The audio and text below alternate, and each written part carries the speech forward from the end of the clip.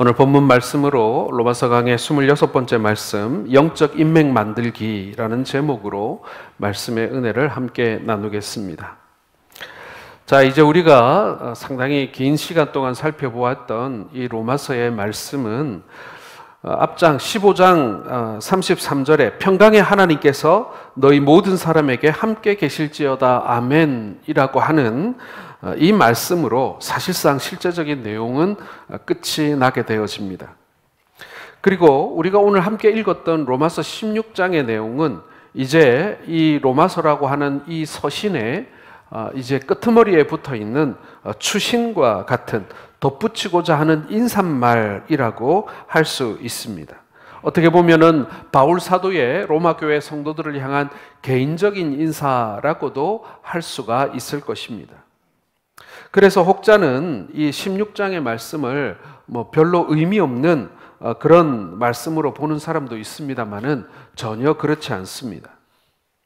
사도 바울이 로마 교회 성도들에게 보낸 이 지극히 개인적인 인사처럼 보이는 이 말씀이 오늘날 우리에게 전해지는 그 메시지가 너무나도 분명하고 그리고 감동이 있다라는 사실을 우리는 발견하게 되는 것입니다.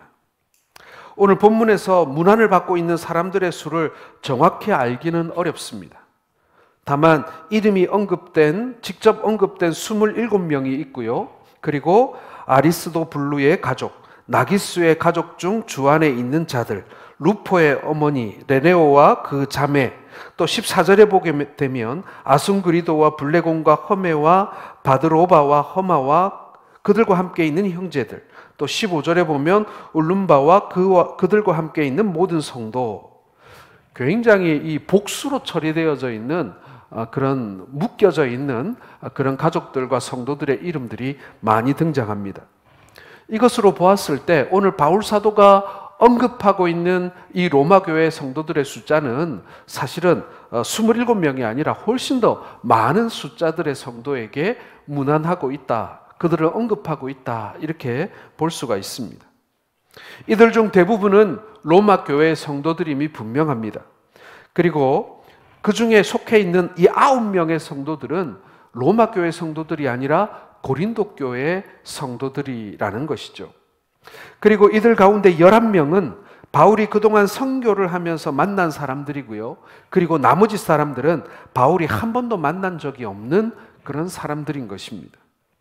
이들 가운데에는 남자도 있고 여자도 있습니다. 젊은이도 있고 늙은이도 있습니다. 독신자도 있고 부부도 있습니다. 그리고 왕의 친인척인 귀족도 있었고 또 노예도 있습니다. 사업가도 있고 공무원도 있고 그리고 유식한 사람도 있고 그리고 무지랭이, 무식한 사람도 존재합니다.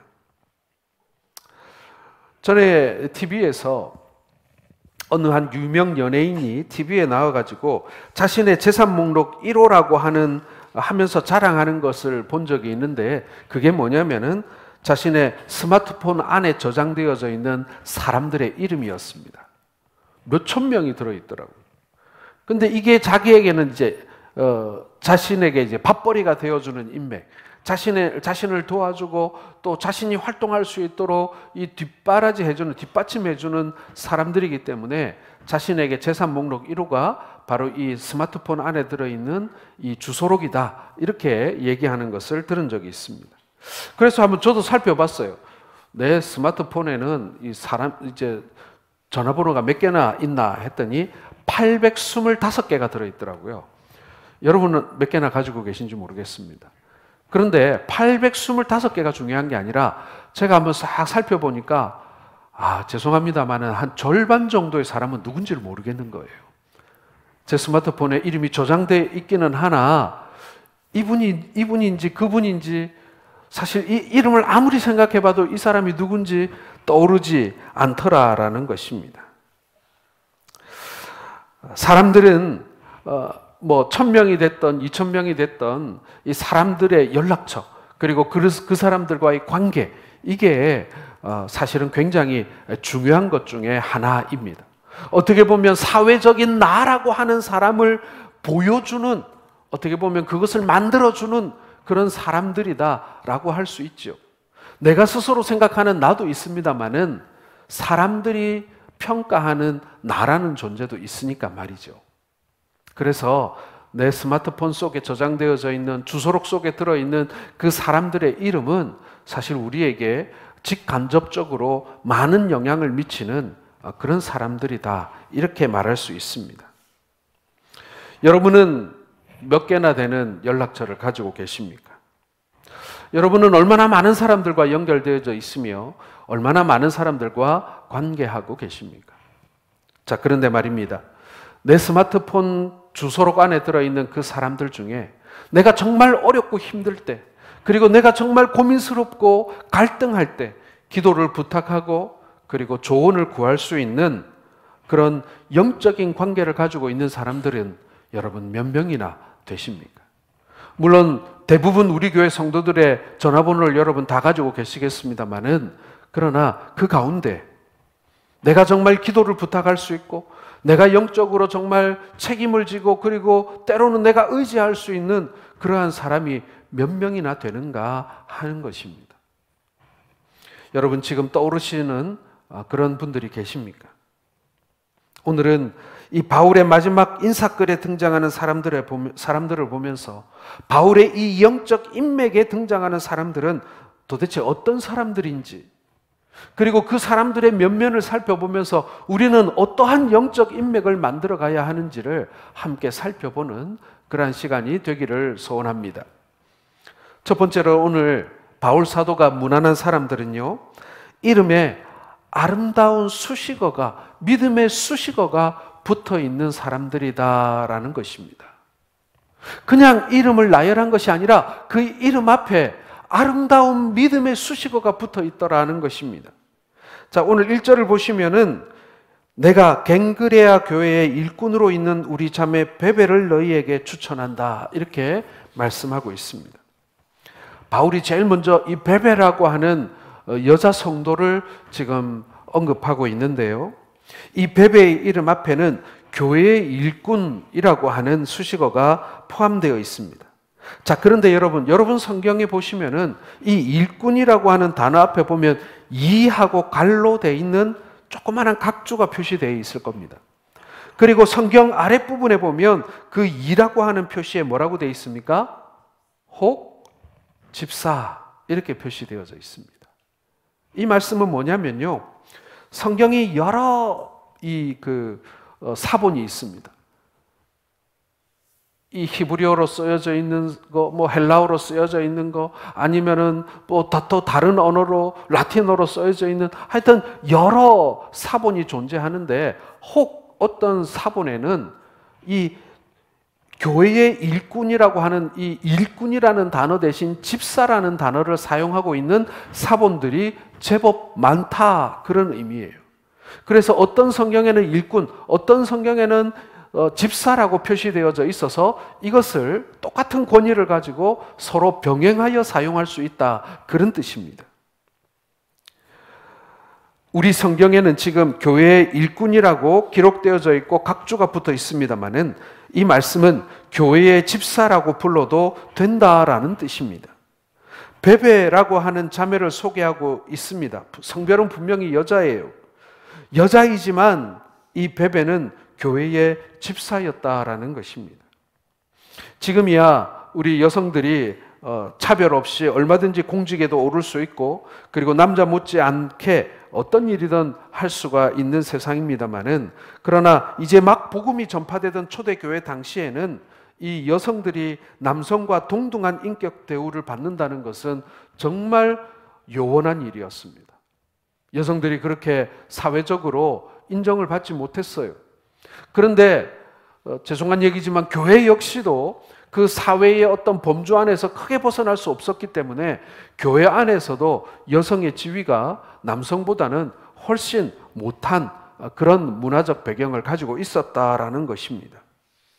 그런데 그런 시절에 이 베베는 갱그리아의 여집사님이었다라는 사실입니다.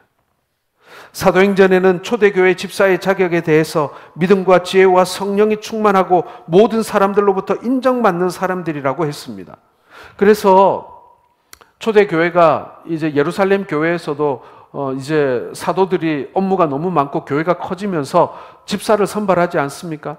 그런데 그 집사를 1차 선발했을 때 모든 집사가 다 남성이었습니다. 그런데 오늘 이 갱그리아의 이 베베는 여집사였다라는 것입니다. 그것은 남녀의 성비를 뛰어넘을 만큼 이 베베라는 여인이 많은 성도들에게 사랑받았다라는 사실을 알 수 있는 대목인 것입니다. 자신의 임무에 충실했을 뿐만 아니라 전도를 위해 목숨을 기꺼이 바친 사람들입니다. 그런 면에서 오늘 베베가 여성의 몸으로 집사였다는 것은 시사하는 바가 굉장히 크다라는 것이죠. 베베는 믿음이나 지혜나 성령이 충만했고, 그리고 교회를 섬기는 성도들에게 인정받는 그러한 훌륭한 직분자였다라는 것을 알 수가 있는 것입니다. 바울은 베베를 소개할 때 갱그리아 교회의 집사 베베라고 소개하고 있습니다. 정말 영광스러운 소개라고 할 수 있습니다. 집사라고 하는 것은 다만 그 사람을 빛나게 하기 위해 붙여진 수식어가 아닙니다. 그것은 그녀가 그만큼 교회를 위해서 수고한다라는 뜻입니다. 중요한 사람이라는 뜻입니다. 유익한 사람이라는 뜻이에요. 여러분, 우리가 누군가에게 소개할 때 우리에게 이런 수식어가 필요한 것입니다. 바울은 베베에 대하여 한 가지를 더 붙이고 있습니다.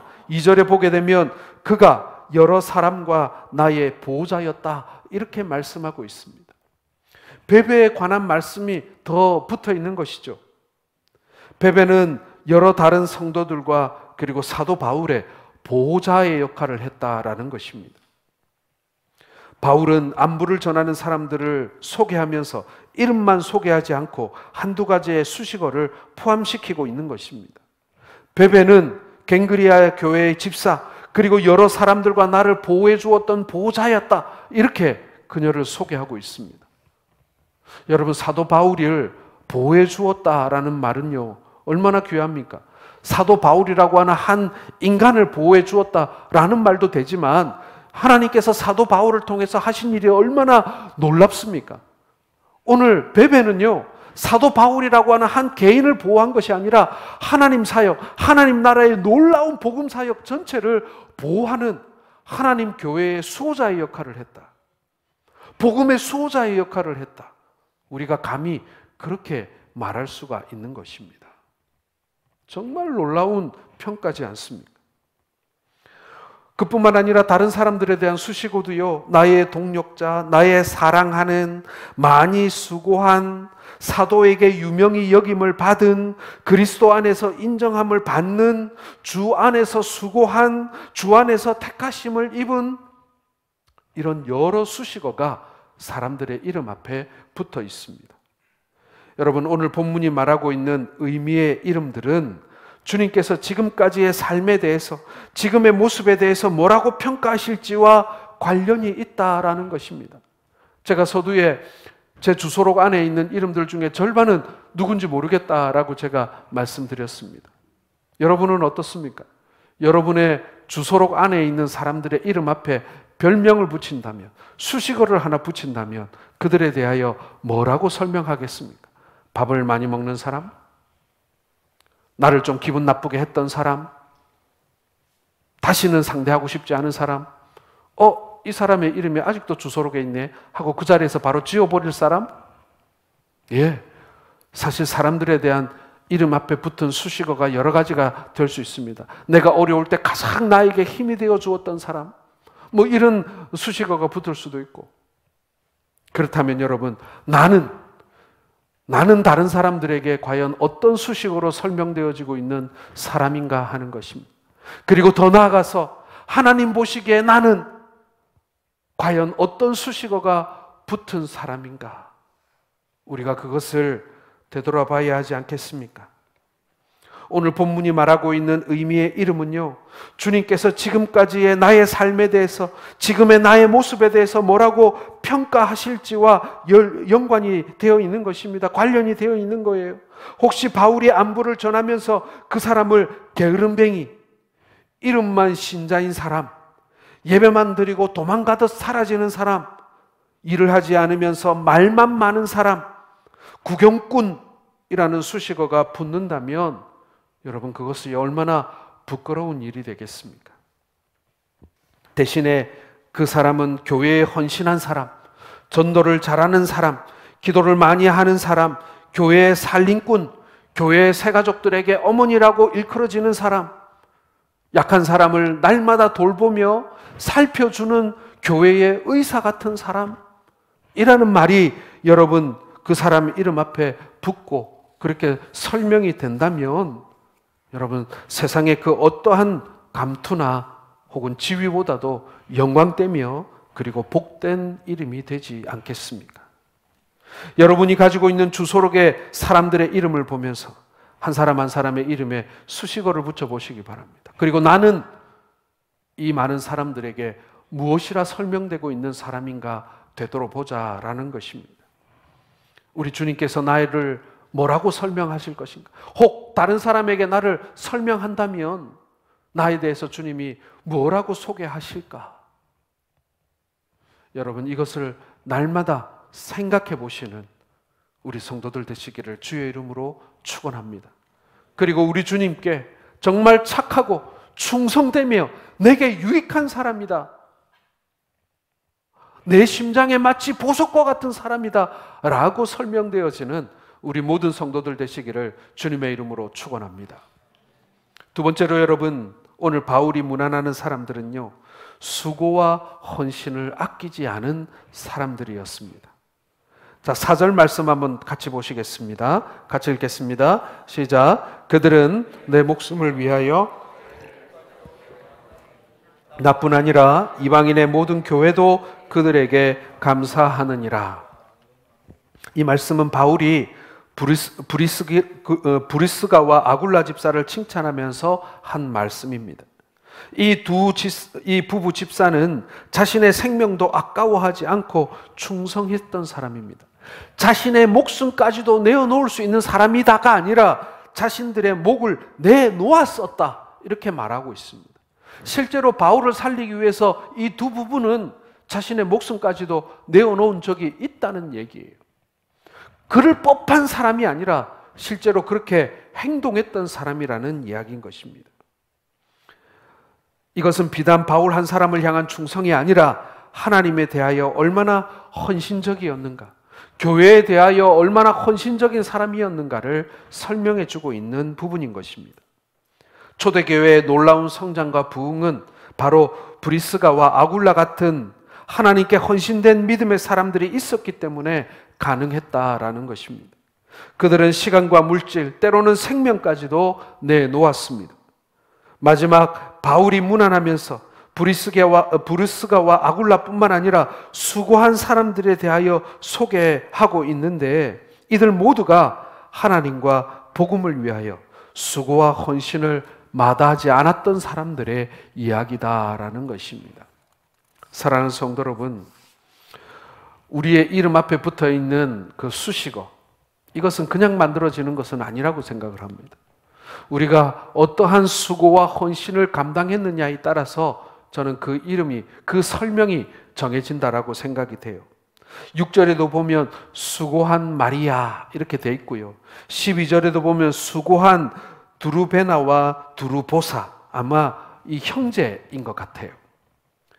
그리고 많이 수고하고 사랑하는 벗이라는 이름이 설명되어져 있습니다. 오늘날에도 하나님께 헌신하는 정신을 가지고 주의 일을 여러분 헌신되게 그리고 수고로이 감당하시는 우리 성도들 되시기를 주의 이름으로 축원합니다. 이러한 분들 때문에 교회가 부흥하는 것입니다. 제가 교회 일을 하다 보면 간혹 땀 흘리고 수고하는 사람들은 따로 있고, 그리고 앞에 나와서 마이크 잡고 인사하고 얼굴 내고 가는 사람은 따로 있는 것을 볼 때가 있습니다. 세상 이치도 다 똑같은 것 같아요. 어느 공동체나 그런 사람들이 있는 것 같습니다. 그런데 여러분, 마이크 잡고 인사하고 이름 내는 사람들을 주님께서 기뻐 받으실까요? 아니면 뒤에서 이름도 없이 사람들이 알아주지 않지만 열심히 땀 흘리고 수고한 사람들을 하나님께서 더 알아주실까요?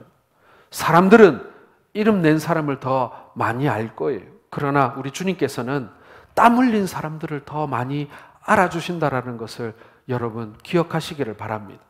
그러니까 가끔씩 그런 사람들 보면 저도 한 번씩 화가 나요. 아유, 자기가 뭘 했다고 좋아서 인사하나, 이런 생각이 들 때도 있지만, 그러나 우리는 그렇게 볼 수 있지만, 그러나 우리 하나님은 속지 아니하시는 분이시고, 우리 하나님은 수고하고 땀 흘린 사람을 반드시 알고 계신다라는 것을 여러분 기억하시길 바랍니다. 그래서 그 자리에 가는 것을 사모해야 돼요. 그러한 땀을 흘리는 자리에 내가 갈 수 있는 것을 좋아해야 되는 거예요. 사람들은 그렇지 않잖아요. 사람들은 땀 덜 흘리고 이름 많이 나는 자리를 원해요. 그러나 우리 주님은 그렇지 않습니다. 우리가 주님을 위해서 일하잖아요. 우리가 주님을 기쁘시게 하기 위해서 일하는 것이지 사람들을 기쁘시게 하기 위하여 일하는 것은 아니지 않습니까? 사랑하는 성도 여러분, 오늘 바울의 사람들은요, 모두 수고와 헌신을 아끼지 않은 사람들이라고 평가받고 있습니다. 그런 사람들의 이름이 성경에 남았어요. 그리고 그런 사람들을 바울은 인정해주고 있고, 그리고 하나님께서는 인정해주고 계신다는 것입니다. 우리가 전화번호부 목록에, 주소록에 얼마나 많은 사람들의 이름이 있는가를 자랑할 것이 아니라 하나님을 위하여 수고하고 헌신하는 사람들이 얼마나 내 주변에 많은가, 나는 얼마나 땀 흘려 수고하는 사람들과 많이 이렇게 연결이 되어져 있는가, 나도 그 사람들 속에 속해 있는가, 여러분 그것이 우리에게 더 중요하다라는 것입니다. 그리고 우리는 우리 서로에게 그런 사람이 되어줄 수 있기를 주님의 이름으로 축원합니다. 저 사람은 늘 말만 해주고 가 아니라 정말 내가 어려울 때 함께 기도해주고, 함께 내가 내 일을 감당하기 힘들 때 정말 내가 도와줄까요? 하고 옆에 와서 같이 땀 흘리며 함께 도와줄 수 있는 사람, 그리고 필요할 때 내가 또 달려가서 내가 같이 땀 흘려줄 수 있는 그런 사람, 여러분 그런 사람이 여러분 주변에 많을 뿐만 아니라 여러분도 그런 사람이 될 수 있기를 주님의 이름으로 축원합니다. 세 번째로 여러분, 바울이 문안하는 사람들은요 모두 그리스도 안에 있는 사람들이었습니다. 자, 7절 말씀 같이 읽겠습니다. 시작. 내 친척이요 나와 함께 갇혔던 안드로니고와 유니아에게 문안하라. 그들은 사도들에게 존중이 여겨지고 나 또한 나보다 먼저 그리스도 안에 있는 자라. 자, 바울이 마지막으로 인사하는 사람들의 면면을 살펴보면 그 대표적인 특징이 바로 그리스도 안에 있는 사람들이었다라는 것입니다. 그리스도 안에라는 말은요, 우리 모두가 예수를 믿고 그리스도 안에 한 지체가 되었음을 의미하는 것입니다. 바울의 영적 인맥들은요 모두 예수를 믿는 사람들이었다는 거예요. 이 말씀을 생각하면서 저도 한번 생각해 봤어요. 내 스마트폰 이 주소록 안에 있는 825명 중에 예수 믿는 사람들이 얼마나 될까? 모르기는 해도 아마 95% 이상 예수 믿는 사람인 것 같아요. 우리는 예수를 믿으면서 자연스럽게 예수 안에 있는 사람들과 영적 관계를 맺게 됩니다. 그런데 오늘 바울의 이러한 영적 인맥의 특징을 살펴보면 처음부터 그들 모두가 그리스도 안에 있었던 것은 아니라는 것입니다. 그들도 처음에는 이방인이었고 처음에는 그리스도를 알지 못했던 사람들이었다라는 거예요. 전에는 그리스도 밖에 있었던 사람들입니다. 그런데 바울이 전한 복음으로 인해서 그들이 그리스도를 영접함으로 그리스도 안에 들어오게 되었다라는 것입니다. 브루스가와 아굴라 부부는 바울이 3차 전도 여행을 할 당시에 에베소에서 장막을 만드는 일을 같이 하게 되어 만나게 되었습니다. 자연스럽게 복음을 듣고 그리스도 안으로 그들이 들어오게 된 거예요. 에베네도는 아시아의 첫 열매라고 했습니다. 바울의 복음을 듣고 그리스도 안에 들어오게 된 사람인 거예요. 그 외에도 많은 사람들이 바울로부터 복음을 듣고 그리스도 안에 들어온 사람들입니다. 사랑하는 성도 여러분, 우리가 영적인 인맥을 만들어 갈 때 우리가 믿는 사람들도 많이 알고 믿는 사람들과 많이 연결이 되어지는 것도 물론 중요합니다만은, 그러나 그리스도 안에 있는 사람들로 인맥을 만들어가는 것도 중요하지만 우리가 믿음으로 굳게 서면 설수록 그리스도 밖에 있는 사람들을 그리스도 안으로 인도하는 그러한 인맥을 만들어가는 일, 그리스도 밖에 있는 사람을 그리스도 안으로 인도하는 그러한 인맥 만들기를 우리가 감당해야 한다라는 것입니다. 우리가 그런 시도를 해야 한다라는 것입니다. 이제 여러분 연말이 되어 갑니다. 그리고 교회가 이제 추수감사절도 있고 성탄절도 있어요. 또 이제 우리 기관에 따라서는 우리 작은 음악회를 열어서 우리 주변에 있는 지인들과 친구를 우리 교회로 초대해서 함께 좋은 시간을 갖고자 합니다. 저는 이 모든 것이 영적인 새로운 인맥을 만들어가는 과정이라고 생각합니다. 우리 교회 밖에 있는 한번 주소록을 한번 싹 살펴보세요. 그 이름 중에 예수 안 믿는 사람 한번 찍어보세요. 그리고 이 사람을 어떻게 주님 안으로, 그리스도 안으로 인도할까를 한번 고민해 보시기를 바랍니다. 우리가 만들어야 할 영적 인맥은요, 그리스도인들과 연결되는 것도 소중합니다.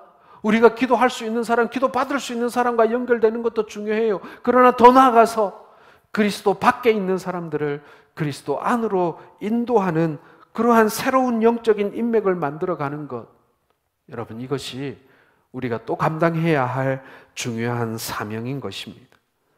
사랑하는 성도 여러분, 오늘 많은 사람들은 말합니다. 성공의 비결 가운데 하나가 인맥을 만들고 인맥을 관리하는 것이라고 말입니다.